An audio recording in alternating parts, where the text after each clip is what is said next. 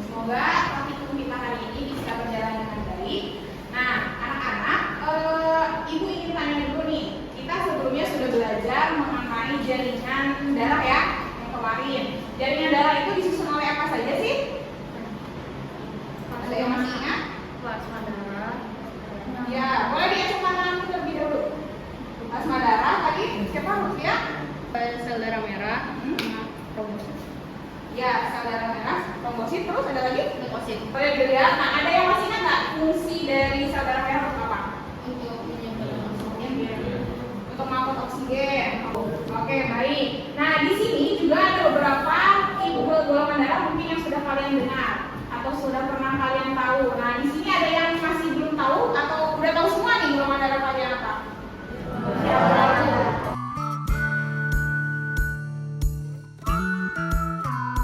Tujuannya dengan pertemuan ini, semoga kalian dapat menemukan hubungan antara struktur darah dengan sistem pembuluhan darah, sekaligus juga kalian mengaitkan antara sistem pembuluhan darah dengan transfusi darah, dan kalian nanti di akhir bisa menyusun laporan praktikum gitu ya. Jadi apa yang akan kalian dapatkan, apa yang akan kalian harus kerjakan dengan ibu yaitu yang pertama dari sikapnya, yaitu yang pertama jujur, disiplin, dan kerjasama. Nanti akan menggambar ketika kalian praktikum. Lalu ada lagi kognitifnya, berarti nanti ujian terakhir, dan tampilannya kalian membuat laporan seperti itu ya. Oke, sekarang boleh dicek dulu password kalian. Sudah ada postingan ibu terkait dengan anggaran komunikasi?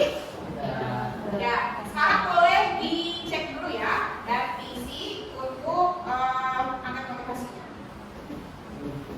Ada yang masih belum? Ada sudah semua? Ya, oke, terima kasih untuk yang sudah mengisi. Nah, kalian boleh perhatikan terlebih dahulu model ini, model yang sudah ibu buat terkait dengan, ada yang tahu nggak ini apa kira-kira? Golongan darah atau sel darah? Yang bentuknya seperti ini, mungkin tadi dari komponen darah apa? Bukan maksudnya darahnya kan ada sel darah kiri, sel darah merah, yang bentuknya seperti ini. Darah merah ya, kenapa sel darah merah? Karena dia tidak memiliki inti sel, makanya bentuknya kurang lebih di warna seperti ini. Nah, ini kurang lebih akan menggambarkan jenis-jenis golongan darah yang kalian miliki. Nah, untuk memperjelasnya, kita akan lihat dulu tayangan video ini.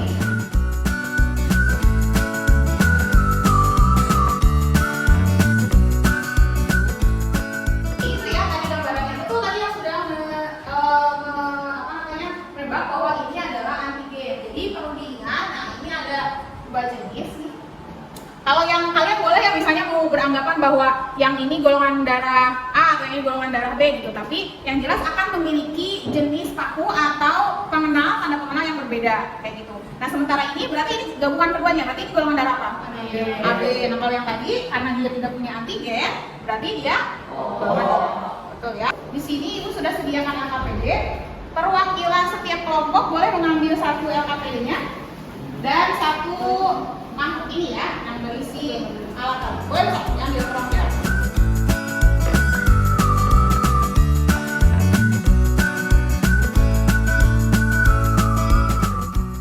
Sekarang boleh dibaca terlebih dahulu LKPD-nya.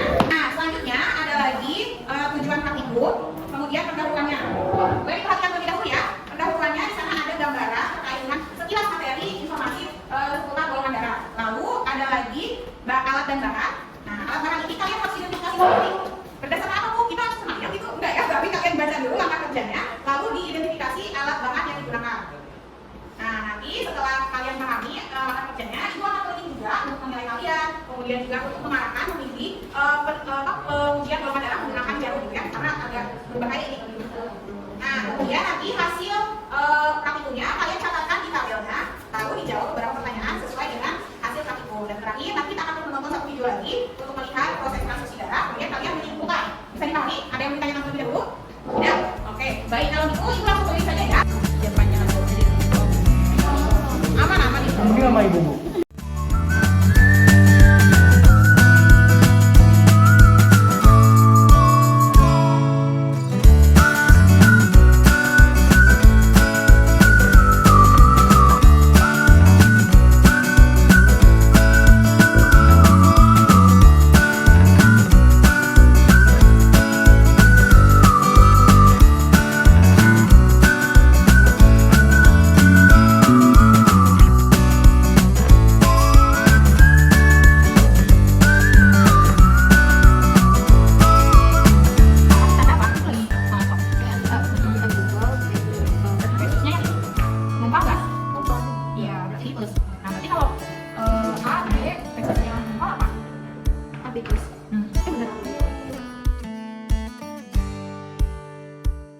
Golongan darah ini Hilma A. Berarti golongan darah Hilma A itu punya antigen A. Nah, di serum ini ada antibodinya. Kalau terjadi penggumpalan berarti di sini serumnya mengenali antigen A, berarti dia punya antigen A.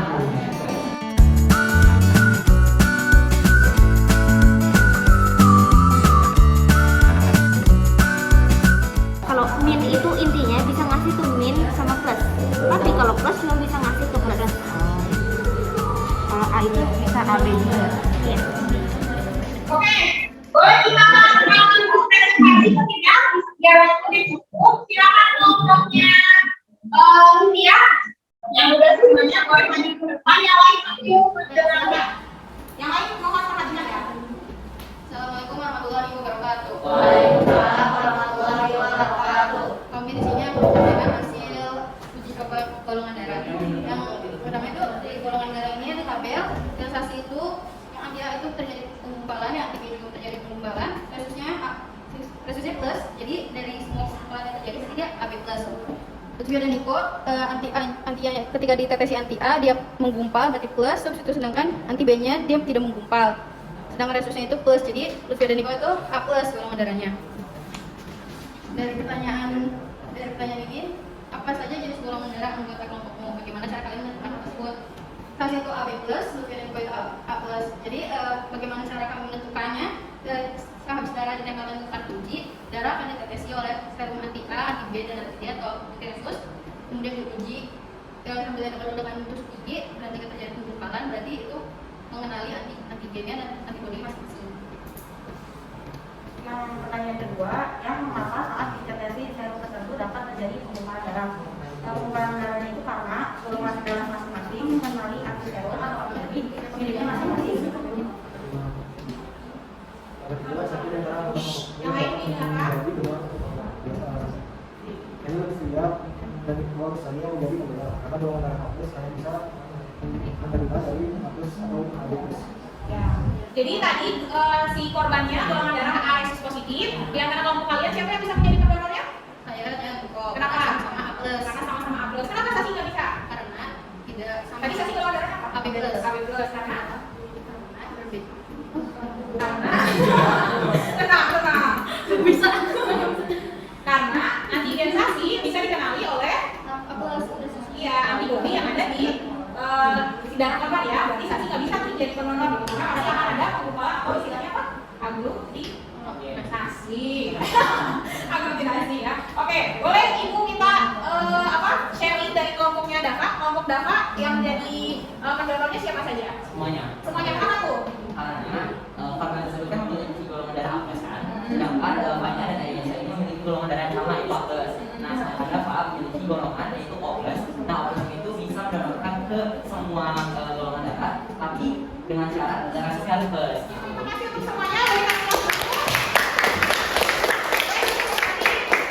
ya, jadi sesi diskusinya juga sudah selesai. Semua kelompok alhamdulillah sudah memahami bahwa ada yang disebut sebagai donor universal. Itu apa? Tadi yang bisa terjadi donor universal siapa? Oh, gitu ya. Kalau yang resumnya universal AB. Oke. Nah, sekarang Ibu ingin kalian perhatikan dulu semuanya ke depan. Di sini ada satu kelainan yang memungkinkan adanya terjadi aglutinasi. Gimana case-nya, Bu? Case-nya kalau misalnya seorang ayah itu dia punya resus positif, sementara ibunya punya resus negatif. Nah, kalau misalnya ibunya mengandung nih, itu kan berarti ada anak yang dikandung gitu ya. Nah, kalau anaknya ini pertama yang lahir adalah resus positif, maka bisa lahir, tapi ibunya akan membentuk yang namanya antibody positif, itu resusnya. Nah, ketika ibu yang sama ini mengandung untuk kedua kalinya, tapi anaknya itu juga punya resus positif, berarti kan berlainan tuh sama ibunya. Sementara ibunya udah punya anti positif, berarti akan terjadi apa? Anaknya positif, ibunya punya anti positif. Aglutinasi lagi, makanya baiknya yang kedua ini kemungkinan tidak bisa lahir. Untuk yang terakhir, ibu minta kalian simpulkan dulu tadi berdasarkan hasil diskusi kita. Boleh? Ada satu orang yang mau menyimpulkan? Jadi antigen itu terdapat pada membran netrosit, sedangkan antibodi atau albumin padanya di plasma darah. Itu pengumpulan terjadi saat antigen dikenali oleh antibodi. Oke, untuk yang transfusi darahnya, kaitan sistem penggolongan darah ini menjadi dasar untuk transfusi ya. Yang transfusi darah boleh disebutkan untuk golongan darah A bisa mendonor ke siapa saja? A sama B. A sama B. Kalau golongan darah B? B sama AB. B sama AB. Golongan darah AB? AB. AB saja. Golongan darah O? Semuanya. Makanya ada istilah donor universal dan resipien universal. Boleh disebutkan ini siapa yang menjadi donor universal? Golongan darah apa?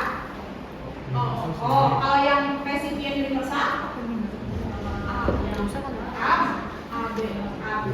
Oke, itu ya. Nah, sekarang boleh kalian perhatikan di sini. Siapa yang bisa jawab itu langsung dapat poin plus dari ibu. Untuk soal yang pertama dulu nih, ada sampel darah. Yang ini sampel darahnya ketika ditetesi serum anti A dia tidak menggumpal, serum anti B tidak menggumpal, serum anti AB juga tidak menggumpal. Berarti dia punya golongan darah apa? Boleh langsung. Boleh. Sofia. Oh, sip, betul. Sekarang satu soal lagi nih. Jika seorang korban memiliki golongan darah AB resus positif, siapa saja yang bisa menjadi pendonornya? AB. Oke, terima kasih semuanya. Gak apa-apa, jangan khawatir, nanti ada ulangan. Oke, gak apa-apa ya. Terima kasih untuk keaktifan kalian semua hari ini. Berikan aplaus dulu untuk semuanya. Sekarang boleh dicek lagi kelasnya. Silakan nanti diisi lagi angket motivasinya ya. Angket motivasinya boleh diisi kembali, diisi sesuai hati nurani, jujur gitu ya, jangan ada dusta di antara kita. Oke, boleh sambil menunggu, silakan yang lain boleh beres-beres dulu, nanti kerapihannya ibu nilai ya. Ya, sambil menunggu informasi juga untuk nanti kalian kan harus mengerjakan laporan. Ibu sudah sediakan formatnya, sistematikanya apa saja, karena itu yang menjadi penilaian ibu. Nanti kalian tinggal lengkapi di file classroom-nya, kalian tinggal masukkan data-data ini. Berarti kartunya boleh difoto dulu nanti, jangan dulu dibuang ya, difoto dulu. Dan LKPD-nya dilengkapi lagi. Ada yang sudah selesai isi anketnya? Oke, yang belum boleh nanti dilanjutkan karena waktunya sudah habis ya. Kalian juga harus istirahat. Kita tutup dan akhiri saja. Boleh dipimpin lagi doa oleh Dava. Kita sudah selesai sudah kita praktikum. Kita tutup sama-sama dengan membaca hamdalah. Alhamdulillahirabbil alamin. Dan Bapak Ibu Majlis, subhanallah.